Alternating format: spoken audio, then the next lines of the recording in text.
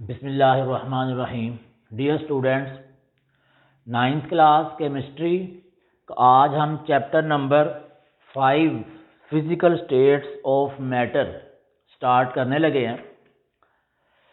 Matter जो है ये 3 स्टेट्स के अंदर एग्जिस्ट करता है, सॉलिड, लिक्विड एंड गैस।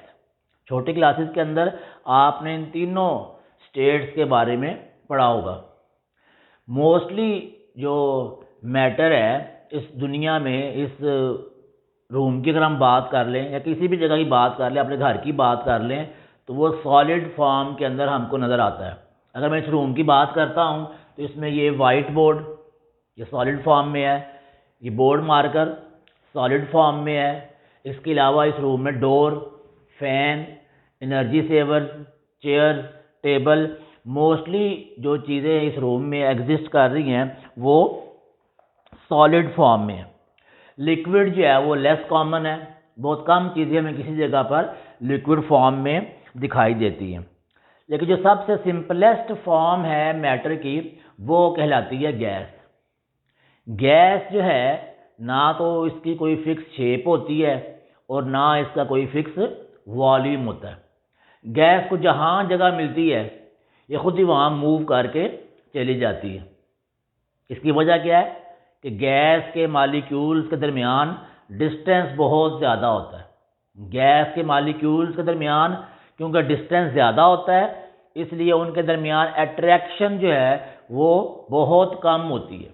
जब उनके दरमियान अट्रैक्शन नहीं होती तो वो फिर फ्रीली जहाँ उनको जगह मिलती है वो आसानी के साथ मूव कर सकते हैं। गैसेस जो हैं उनका प्रेशर भी होता है, एक सिग्निफिकेंट प्रेशर होता है हर गैस का। तो गैसेस जो हैं वो प्रेशर एक्सर्ट करती हैं। ये डिफरेंट प्रॉपर्टीज़ हैं गैसेस की जो हम इस चैप्टर के अंदर डिस्कस करेंगे। अभी हमने ब्रीफली इनको डिस्कस किया है। अगर हम लिक्विड की बात करें तो लिक्विड के मालिक्यूल जो हैं वो भी दूर हैं, लेकिन इतने दूर नहीं जितने गैस के मालिक्यूल्स दूर होते हैं। तो हमने कहा था कि गैस के मालिक्यूल्स बहुत दूर होते हैं, इसलिए उनमें इंटरमालिक्यूलर फोर्सेस जो है वो ना होने के बराबर हैं। तो लिक्विड के मालिक्यूल्स क्योंकि इतने ज़्यादा दूर नहीं हैं इसलिए इनके अंदर इंटरमालिक्यूलर फोर्सेस मौजूद होती हैं और ये स्ट्रॉन्ग इंटरमालिक्यूलर फोर्स होती हैं। लिक्विड जो हैं इनका वॉल्यूम तो फिक्स होता है लेकिन शेप इनकी फिक्स नहीं होती। जिस कंटेनर के अंदर हम किसी लिक्विड को ऐड कर देते हैं, डाल देते हैं, वही शेप उस लिक्विड की बन जाती है। लिक्विड जो है वो एवेपोरेट हो सकते हैं। लिक्विड जो है उनका वेपर प्रेशर होता है। लिक्विड जो है वो ख़ास टेम्परेचर पर जाके बॉयल हो जाता है। और अगर हम सॉलिड की बात करें तो सॉलिड की शेप भी फिक्स है, उसका वॉल्यूम भी फिक्स है, उनका रिजिड स्ट्रक्चर है, वो ज़्यादा डेंस होते हैं, वो एमॉर्फस और क्रिस्टलाइन फॉर्म के अंदर एग्जिस्ट करते हैं। ये हमने ब्रीफली डिस्कस किया सॉलिड की प्रॉपर्टीज़ को, लिक्विड की प्रॉपर्टीज़ को और गैस की प्रॉपर्टीज़ को। अब हम डिटेल के साथ देखते हैं कि हमारे सिलेबस के अंदर कौन कौन सी प्रॉपर्टीज़ जो हैं वो गैस की वो डिस्कस की हुई हैं। ये आपके सामने बोर्ड पे गैस की प्रॉपर्टीज़ राइट की हुई हैं। सबसे पहले जो प्रॉपर्टी हम डिस्कस करने जा रहे हैं वो है डिफ्यूजन। डिफ्यूजन हम कहते हैं नफूज को, एक चीज़ का दूसरी चीज़ के अंदर अच्छे तरीके से मिक्स हो जाना, घुल मिल जाना। तो डिफ्यूजन को हम इस तरीके से डिफाइन करते हैं कि spontaneous mixing up of molecule. Spontaneous का मतलब जो काम खुद ब खुद हो, जिसे कोई फोर्स लगा के ना करना पड़े। तो गैस के मालिक्यूल्स का भी हमने जिक्र किया कि उनके दरमियान कोई फोर्स ऑफ अट्रैक्शन नहीं होती, इसलिए वो हर तरफ फ्रीली जहाँ जगह मिलती है फ्रीली मूव करते रहते हैं। तो गैस के मालिक्यूल जो हैं वो स्पॉन्टेनियस मिक्स हो जाते हैं। Spontaneous mixing up of molecules, कि जब डिफ्यूजन होती है तो मालिक्यूल स्पॉन्टेनियसली मिक्स होते हैं। तो spontaneously mixing up of molecules bye random motion and collision.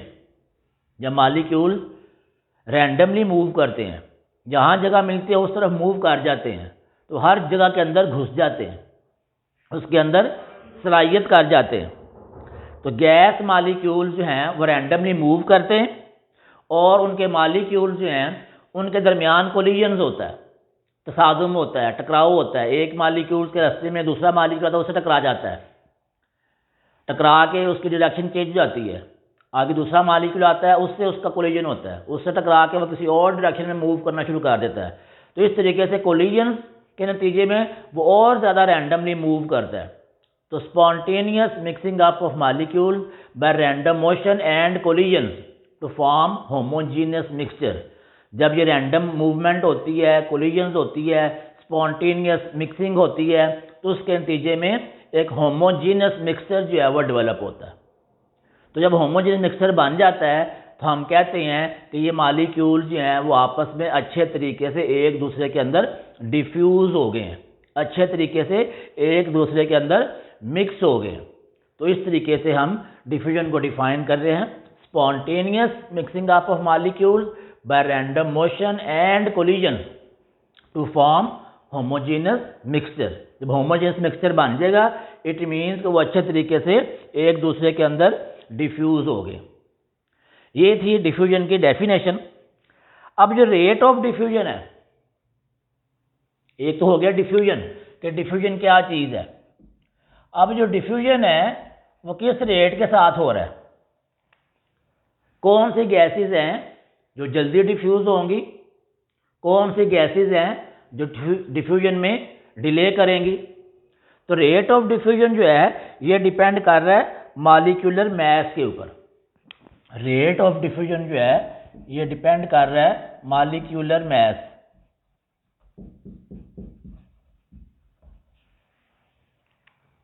जो लाइटर गैस है जिसका मॉलिक्यूलर मास कम होगा वो ज़्यादा तेज़ी के साथ डिफ्यूज़ होगी। जितना मॉलिक्यूलर मास किसी गैस का कम होगा वो ज़्यादा तेज़ी के साथ डिफ्यूज़ होगी। सपोज हमारे पास एक गैस है हाइड्रोजन H2 और एक गैस है O2 ऑक्सीजन। ऑक्सीजन का मॉलिक्यूलर मास 32 जबकि हाइड्रोजन का मॉलिक्यूलर मास जो है वो 2 है। तो इन दोनों केसेस के अंदर, इन दोनों गैसेस को अगर हम देखें तो मॉलिक्यूलर मास हाइड्रोजन का लेस है 2, जबकि ऑक्सीजन का मॉलिक्यूलर मास 32 है। तो अगर हमारे सामने दो गैसेस रखी हों हाइड्रोजन और ऑक्सीजन, तो हाइड्रोजन गैस जो है वो ज़्यादा तेज़ी के साथ डिफ्यूज़ हो जाएगी क्योंकि उसका मॉलिक्यूलर मास जो है वो कम है। नेक्स्ट जो प्रॉपर्टी आती है हमारे पास वो है इफ्यूजन। इफ्यूजन के अंदर क्या होता है, एस्केप ऑफ गैस मॉलिक्यूल। इसमें भी गैस के मॉलिक्यूल जो हैं वो निकलते हैं, बाहर निकलते हैं। एस्केप में निकलना, escape of gas molecule through a tiny hole. एक छोटे सुराख से गैस के मॉलिक्यूल्स का निकलकर स्पेस में जाना with lesser pressure. Escape of gas molecules through a tiny hole with lesser pressure. और जाना कहाँ पर है, स्पेस में। ये गैस के मॉलिक्यूल्स का एक सुराख से निकलकर स्पेस में चले जाना, और जब एक सुराख से निकलेंगे जाहिर है प्रेशर उसका कम होगा। सुराख बड़ा कर देंगे, सुराख ज़्यादा कर देंगे तो ज़्यादा प्रेशर के साथ वो बाहर निकलेगा। तो इफ्यूजन हम कहते हैं escaping of gas molecule through a tiny hole into space with lesser pressure. जिस तरीके से एक गाड़ी का टायर पंक्चर हो जाता है तो वहाँ से हवा निकलती है, हवा जो है वो भी गैस है, तो गैस का एक पंक्चर होने की सूरत में टायर से वहाँ से बाहर निकलना, ये इफ्यूजन की एग्जांपल है। अगर हम बात करें कि रेट ऑफ इफ्यूजन, तो रेट ऑफ इफ्यूजन जो है ये भी मॉलिक्यूलर मास के ऊपर डिपेंड कर रहा है।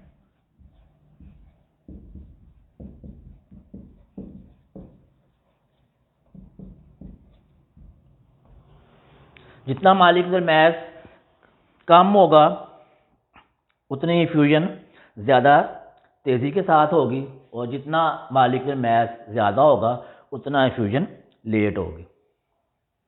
नेक्स्ट हमारे पास प्रॉपर्टी आ जाती है गैस की, वो आ जाती है प्रेशर। अब गैस के मालिक्यूल्स के कॉन्टिन्यूसली स्टेट ऑफ मोशन में होते हैं, तो जब वो मूव करते हैं तो उसकी वजह से एक प्रेशर भी क्रिएट होता है। तो प्रेशर को हम डिफाइन करते हैं, pressure is force exerted per unit surface area. किसी यूनिट एरिया के ऊपर जो फोर्स एक्सर्ट होती है वो कहलाता है प्रेशर। अगर हम इसका यूनिट डिस्कस करें कि प्रेशर का यूनिट क्या है, तो क्योंकि फोर्स का यूनिट जो है वो न्यूटन है, एरिया का यूनिट है मीटर स्क्वायर, तो प्रेशर का यूनिट बन जाएगा न्यूटन पर मीटर स्क्वायर, या हम इसको इस तरीके से भी राइट कर सकते हैं, न्यूटन मीटर इनवर्स स्क्वायर। इसके अलावा पास्कल साइंटिस्ट के नाम पर इसका यूनिट जो है वो पास्कल भी है, इसको हम PA के साथ रिप्रेजेंट करते हैं। तो प्रेशर का यूनिट जो है वो क्या हो जाता है, पास्कल। अब अगर हम पास्कल को डिफाइन करें कि पास्कल क्या चीज़ है, तो पास्कल ये है कि अगर हमारे पास एरिया जो है वो 1 स्क्वायर मीटर हो और उसके ऊपर 1 न्यूटन फोर्स अप्लाई की जाए, 1 मीटर स्क्वायर एरिया पर 1 न्यूटन फोर्स अप्लाई की जाए, तो जो प्रेशर होगा वो इक्वल होगा 1 पास्कल के। इसके बाद हमारे पास दो इंस्ट्रूमेंट्स हैं, बैरोमीटर और मैनोमीटर। बैरोमीटर जो है ये एटमॉस्फेरिक प्रेशर को मेजर करने के लिए यूज़ किया जाता है, जबकि जो मैनोमीटर है इसको लेबॉर्ट्री में प्रेशर को मेजर करने के लिए इस्तेमाल किया जाता है। अब एक प्रेशर जो है वो कहलाता है स्टैंडर्ड एटमॉस्फेरिक प्रेशर, कि पूरी दुनिया के अंदर जो स्टैंडर्ड प्रेशर है उसको किस तरीके से डिफाइन किया जाता है। तो स्टैंडर्ड एटमॉस्फेरिक प्रेशर जो है वो प्रेशर है जो 760 मिलीमीटर मरकरी कॉलम के ऊपर एक्सर्ट करता है। सपोज एक मरकरी कॉलम है, इसकी ये हाइट जो है वो 760 मिलीमीटर है, इसके अंदर मरकरी है। अब इस 760 मिलीमीटर हाइट पर मरकरी की जो प्रेशर इस वक्त एग्जिस्ट कर रहा है वो प्रेशर कहलाता है स्टैंडर्ड एटमॉस्फेरिक प्रेशर। अगर ये 760 से नीचे आ जाए इसका मतलब प्रेशर इस वक्त 1 से ज़्यादा हो गया, और अगर ये ऊपर चला जाए इसका मतलब कि प्रेशर 1 से कम हो गया। तो 1 एटमॉस्फेरिक प्रेशर या स्टैंडर्ड एटमॉस्फेरिक प्रेशर तब होगा कि जब 760 मिलीमीटर के ऊपर मरकरी का कॉलम हो, कि मरकरी का लेवल 760 मिलीमीटर पर रखा जाए, तो उस वक्त जो प्रेशर उसके ऊपर एक्सर्ट कर रहा होगा उसको हम कहते हैं स्टैंडर्ड एटमॉस्फेरिक प्रेशर। और ये सी लेवल के ऊपर की बात है, सी लेवल के ऊपर मरकरी कॉलम के 760 मिलीमीटर मरकरी पर जो प्रेशर एक्सर्ट कर रहा होगा वो प्रेशर कहलाता है स्टैंडर्ड एटमॉस्फेरिक प्रेशर। नेक्स्ट जो प्रॉपर्टी हमारे पास आ जाती है वो है कंप्रेसिबिलिटी। गैस के मॉलिक्यूल्स एक दूसरे बहुत दूर होते हैं, उनके दरमियान एम्प्टी स्पेसेस होती हैं, इसलिए गैस के मॉलिक्यूल्स को कंप्रेस किया जा सकता है। Gases can be compressed due to empty spaces between their molecules. Next जो प्रॉपर्टी आ जाती है गैसेस की वो है मोबिलिटी। मोबिलिटी मीन हरकत करना। अब गैस के मॉलिक्यूल्स के दरमियान इंटरमॉलिक्यूलर फोर्स तो है नहीं, वो कंटिन्यूसली मूव कर रहे हैं। तो गैस के मॉलिक्यूल जो हैं वो हर वक्त कंटिन्यूसली स्टेट ऑफ मोशन के अंदर रहते हैं, और उनके अंदर ये जो हरकत है, ये जो मूवमेंट है, ये काइनेटिक एनर्जी की वजह से होती है। गैस के मॉलिक्यूल्स के अंदर काइनेटिक एनर्जी होती है, इस काइनेटिक एनर्जी की वजह से गैस के मॉलिक्यूल्स हर वक्त स्टेट ऑफ मोशन में होते हैं। नेक्स्ट जो प्रॉपर्टी आ जाती है वो है हमारे पास डेंसिटी ऑफ गैसेस। गैस जो है उनकी डेंसिटी लो होती है, लो डेंसिटी है गैसेस की। अब ये डेंसिटी लो क्यों है? उसकी वजह ये है कि जो गैस के मॉलिक्यूल्स हैं वो उनके दरमियान इंटरमॉलिक्यूलर फोर्स नहीं है, वो फ्रीली मूव करते हैं, जिसकी वजह से उनका वॉल्यूम ज़्यादा होता है। वॉल्यूम ज़्यादा होने की वजह से उनकी डेंसिटी कम हो जाती है। डेंसिटी को फाइंड करने की इक्वेशन है हमारे पास D = m/v। तो डेंसिटी और वॉल्यूम ये दोनों आपस में इन्वर्सली प्रोपोर्शनल हैं। जैसे ही वॉल्यूम किसी चीज़ का ज़्यादा होगा इट मीन्स कि उसकी डेंसिटी कम होगी। वॉल्यूम कम होगा डेंसिटी ज़्यादा हो जाएगी, और वॉल्यूम ज़्यादा होगा तो डेंसिटी कम हो जाएगी। तो गैस के मालिक्यूल जो हैं उनका वॉल्यूम ज़्यादा होता है, इसलिए उनकी डेंसिटी कम होती है as compared to solid and liquid. Solid के मालिक्यूल करीब करीब होते हैं, जब वो करीब करीब होंगे तो उनका वॉल्यूम कम होगा, वॉल्यूम कम होगा तो उनकी डेंसिटी जो है वो ज़्यादा हो जाएगी। तो गैसेस जो हैं इनकी डेंसिटी लो होती है, उनका मैस भी कम होता है और उनका वॉल्यूम भी ज़्यादा होता है। गैस की डेंसिटी के लिए जो यूनिट यूज़ किया जाता है, मैस के लिए ग्राम और वॉल्यूम के लिए क्यूबिक डेसीमीटर। जबकि जो लिक्विड और सॉलिड्स हैं उसके लिए यूनिट यूज़ किया जाता है ग्राम पर क्यूबिक सेंटीमीटर। अब क्वेश्चन ये है कि गैस की डेंसिटी के लिए वॉल्यूम का यूनिट क्यूबिक डेसीमीटर, जबकि सॉलिड और लिक्विड के लिए क्यूबिक सेंटीमीटर क्यों यूज़ किया जाता है? इसका आंसर ये है कि जो वॉल्यूम है का जो यूनिट है क्यूबिक डेसीमीटर ये लार्जर यूनिट है, और क्यूबिक सेंटीमीटर जो है ये स्मॉलर यूनिट है। ये बड़े वॉल्यूम को रिप्रेजेंट करता है। एक मीटर के अंदर 10 डेसीमीटर होते हैं, और एक डेसीमीटर के अंदर फिर आगे मजीद 10 सेंटीमीटर होते हैं, क्योंकि डेसीमीटर के अंदर सेंटीमीटर है। डेसीमीटर जो है ये वॉल्यूम का बड़ा यूनिट है, मीटर से छोटा है लेकिन सेंटीमीटर से बड़ा है। तो गैस के मॉलिक्यूल्स का क्योंकि वॉल्यूम ज़्यादा होता है इसलिए उसके लिए बड़ा यूनिट यूज़ किया जाता है। उसके लिए यूनिट ग्राम पर क्यूबिक डेसीमीटर, और सॉलिड और लिक्विड के लिए ग्राम पर क्यूबिक सेंटीमीटर। गैस की निस्बत सॉलिड और लिक्विड के जो मॉलिक्यूल्स हैं वो 1000 टाइम ज़्यादा डेंसर होते हैं। जो डेंसिटी है गैसेस की वो इंक्रीज होती है कूल करने से, क्योंकि कूल करने से, ठंडा करने से वॉल्यूम कम होता है। जब वॉल्यूम कम होता है तो डेंसिटी ज़्यादा हो जाएगी, क्योंकि वॉल्यूम और डेंसिटी आपस में इन्वर्सली प्रोपोर्शनल है। तो जब भी किसी गैस को ठंडा किया जाएगा तो इट मीन्स कि उसका वॉल्यूम कम हो गया। ठंडा करने का मतलब ये है कि उनकी काइनेटिक एनर्जी मॉलिक्यूल से कम हो गई है। जब एनर्जी कम हो जाएगी तो उनकी मूवमेंट में फ़र्क आएगा, वो ज़्यादा तेज़ी से मूव नहीं करेंगे, वो करीब करीब आ जाएंगे। करीब करीब आने से उनका वॉल्यूम जो है वो डिक्रीज़ होगा, और वॉल्यूम डिक्रीज़ होने का मतलब ये है कि उनकी डेंसिटी जो है वो इंक्रीज़ होगी। नॉर्मल एटमॉस्फेरिक प्रेशर के ऊपर जो ऑक्सीजन गैस की डेंसिटी है वो है 1.4 ग्राम पर क्यूबिक डेसीमीटर 20 डिग्री सेल्सियस के ऊपर, जबकि 0 डिग्री सेल्सियस के ऊपर ये होती है 1.5। 0 डिग्री सेल्सियस पे 1.5, जबकि 20 डिग्री सेल्सियस पे 1.4 ग्राम पर क्यूबिक डेसीमीटर डेंसिटी होती है।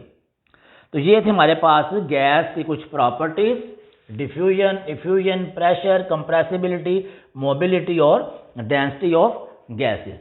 नेक्स्ट लेक्चर के अंदर हम कुछ और टॉपिक जो है वो गैस के हवाले से वो डिस्कस करेंगे।